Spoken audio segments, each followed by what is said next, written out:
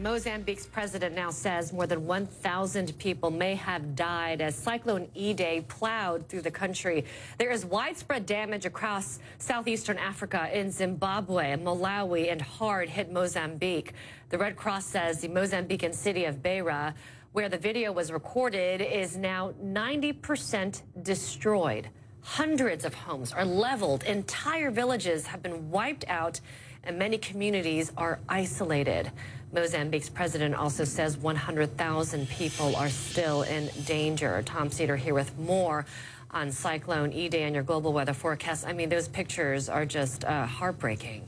And we're just getting really a good sign of what's happening. There are so many more areas, Amber, we don't even know about. This moved in at 1 a.m. in the morning, in the darkness of night. We know power is out, communication is down, and there's still rain in the area.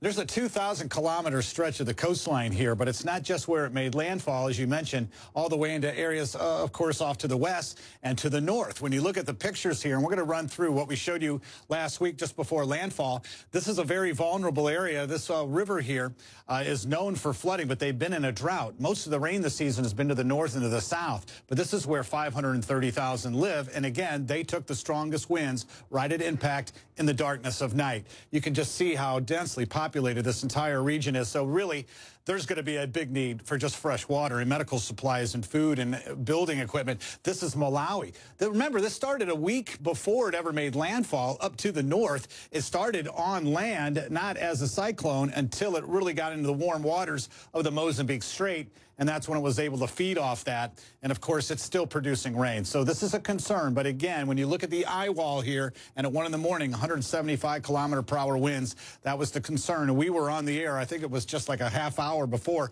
it actually moved into the area. But with more rain in the region, the rivers are going to continue to rise. And this is what's frightening to me is you see these colors of purple. You're over 250 more millimeters of rainfall.